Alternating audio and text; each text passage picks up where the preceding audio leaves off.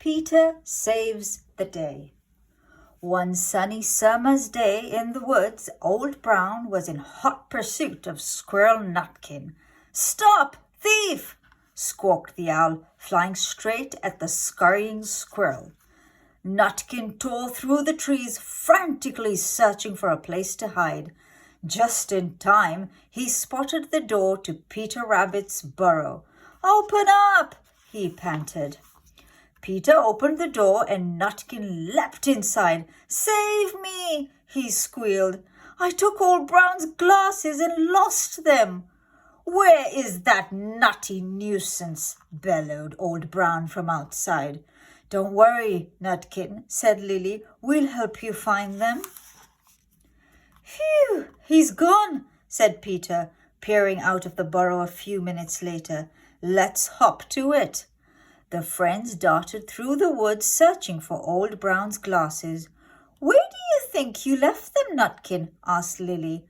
"Well," Nutkin thought hard. "First I was with Jeremy Fisher." "Can you see them?" asked Peter as the friends arrived at Jeremy Fisher's pond. Jeremy Fisher was tidying up after a tea party.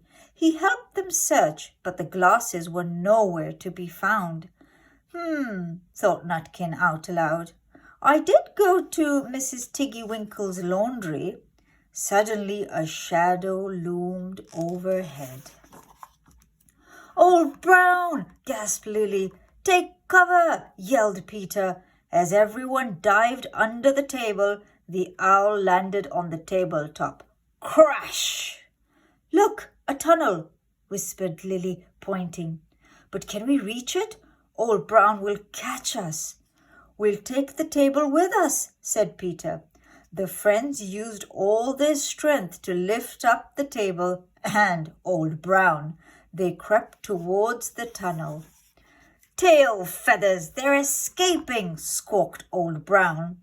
Nutkin and the rabbits reached the tunnel entrance and dived inside as Jeremy sprang away to hide. "You said you went to Mrs. Tiggywinkle's laundry, Nutkin," panted Peter. "We'd better go there to look for the glasses, and fast." "Hello, Mrs. Tiggywinkle," called Lily when they arrived at the laundry. "Did Nutkin leave some glasses here?" "Rit-tat-tee! Look at me," sang cheeky Nutkin, dancing on a pile of laundry. "That pesky squirrel didn't leave any glasses," replied Mrs. Tiggywinkle crossly. "Just lots of nasty purple paw prints. Look at my washing."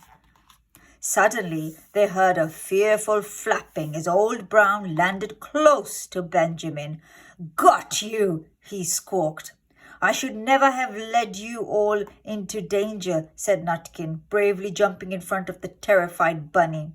"This is bad. This is really bad." "What have you done with my glasses?" boomed the owl. "Catch me and I'll tell you," cried Nutkin rudely. He sprinted away with Old Brown close behind. "We must find the glasses before Old Brown catches Nutkin," said Peter. "But how?" "Nutkin left these purple prints," began Lily. "So what had he stepped in before coming here?" "Berries!" they all gasped together. The three friends raced off to the blackberry bushes. "There they are!" cheered Benjamin, spotting the glasses. "Great! Now we need to find Nutkin," said Peter, taking the specs. "And I know where to look." As Peter arrived at Squirrel Camp, he heard a terrible commotion. Old Brown was looming over Nutkin.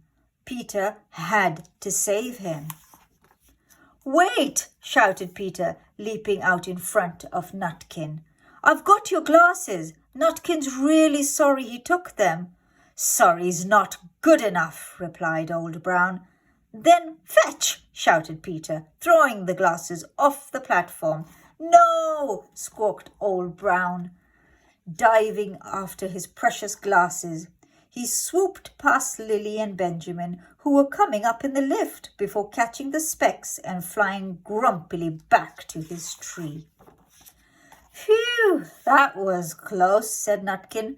Thanks for saving me, Peter. That's what friends are for, smiled Peter.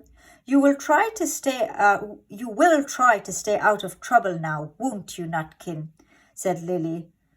Do you think he will? The end.